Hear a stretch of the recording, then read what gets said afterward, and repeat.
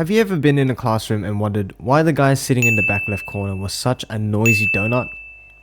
Well, you see, I experience this scenario every day, but instead of the classroom, it's my bedroom. And instead of students, I have fish in tanks. And among all my tanks, each little fish behaves and complies with the boundaries of their reality. Everyone except this guy. Meet Book, the class clown that has been causing havoc for the past 2 months. Don't get me wrong, Book is funny and he's great fun, but he's caused so much chaos it's going to impact all my tanks. To show you how, let's provide some context to how I ended up setting my betta fish against each other. In the past few weeks, I performed some changes to Book's tank. As you can see, the hairgrass is really long and not very appealing.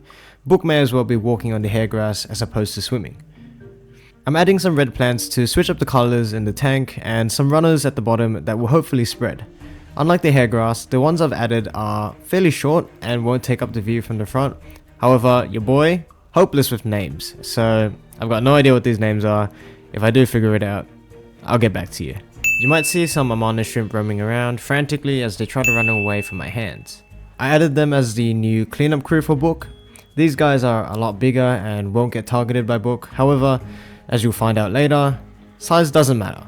And yes, this is a fish video, sir. This is where it all begins. A couple of beautiful shrimp were added to the tank with high hopes that I could provide them with some nice breeding grounds. Each shrimp was beautiful, some were black and white, one was red and white, and so on. I really just wanted to breed new kinds of shrimp since I had so much success in my other tank. Oh, how wrong I was. Prior to adding the shrimps, I had learned a technique to remove the betta before adding them and changing some stuff in the tank. I was under the impression that Book was capable of mutual respect for inhabitants that were already in the tank, so I tried to trick him. As you can see, however, he was tricked but not very happy about it. And with unhappiness comes a relentless intolerance for everything in sight. I had to intervene and tried my second tactic, turning off the lights. But even that had limited degrees of success, since apparently, Book is equipped with night vision. After some time, I decided it would be best to prioritize the safety of my animals over my own desires to force them into friendship. However, I still wanted shrimp in my desk tank. This meant I needed to move Book out of the tank and into one of my other 3.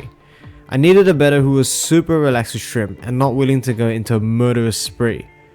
Thankfully, I know exactly who can do just that. My decision has been made and it was time to begin the move. While moving my bettas around, I also decided to move some schooling fish around since the landscape was going to have to change. The tank I want Book in has some endless life bearers, so I need to move them out as well to make the tank suitable for Book's temperament. However, those endless can't go into my 5-gallon tank, or else the whole system will just crash. So instead, I will move them to the heavily planted shrimp tank and move the tetras from that tank into the big tank, since they usually hang out closer to the bottom and will be less likely to get in Book's way.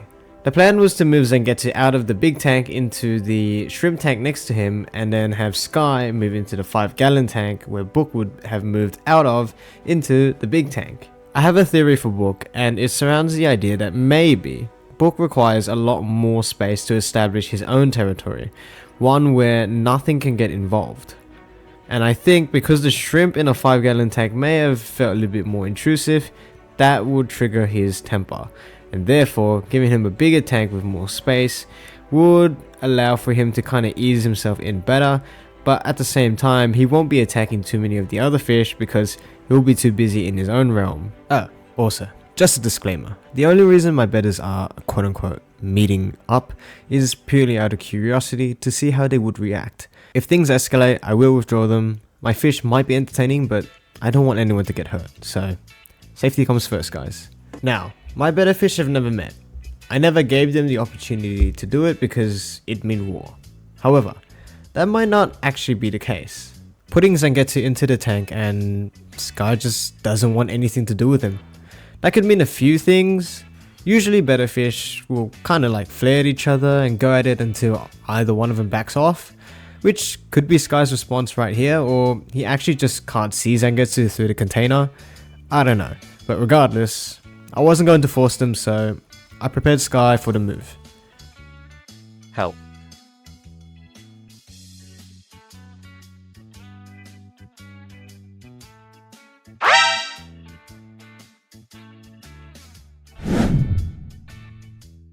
Now, next was a face-off between Book and Sky, the middle child versus the youngest child, who will assert themselves as the dominant alpha beta.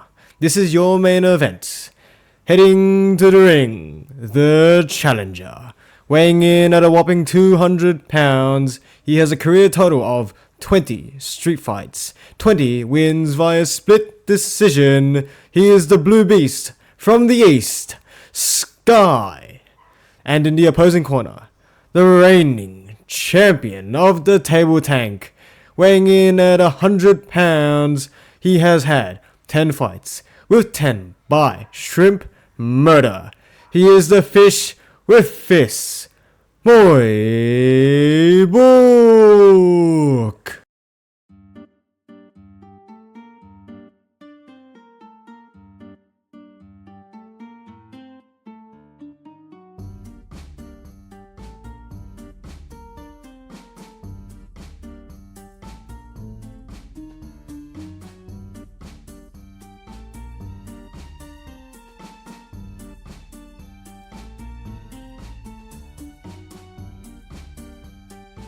Well, I think it's fair to say we have a winner. Sky's persistence has clearly scared Book away, which means Sky is worthy of his new tank. Woohoo! Look at how excited he is. He's so cute and happy and... Yo bro, what you doing? Sky? Sky? Hello? Sky! Oh! Yeah, you wiggle your butt out of there. Come on. Out. Sky out. Hey. In another realm, Book has been sent to the big boy tank, where he will spend time learning about community and friendship. Consider it anger management therapy without a therapist, and everything about it you absolutely hate. However, something tells me that Book is pretty fond of his new surroundings. He seems inquisitive and curious. On the side view, you got him checking out the plants, while at the front he's interested in the other fish, but seems to be asserting himself quite well without murder. If that's not a good leader, I don't know what is. And Book is definitely the alpha of this tank. He's the big fish, he's the big boy. He makes all the decisions and no one messes with him. But he doesn't murder them, so you know what? It makes him a pretty good leader. Alright, I'm gonna be quiet now and let you guys just watch and enjoy Book explore his new tank. I think that would be a lot of fun and I'm not needed in that process at all.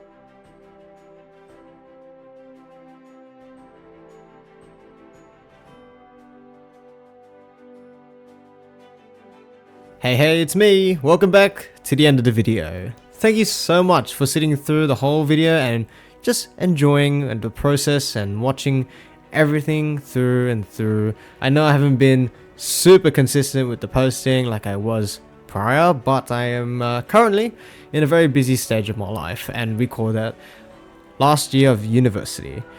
I hate it, I want to cry, but oh well, I'm here. I've already invested like 5 years, so you know what, I may as well finish it anyways. Regardless, thank you guys so much for being patient with me, watching the videos still, and giving your support and all your ideas. I saw some people really like the live stream of my fish, so I'm going to keep doing those, but In the meantime, I will slip in every now and then a video. It might not be every week, but I hope to get back on track very soon. Just be patient with me, and thank you again for waiting. If you enjoyed today's video, please like and subscribe. We are still trying to grow the channel to keep it monetized. Well, not keep it monetized, but to get it monetized. We'd like that. That's a good first step. So, again, thank you guys so much for watching. I really appreciate you. Like and subscribe. You know the good business. This is a long outro, so I'll see y'all in the next video.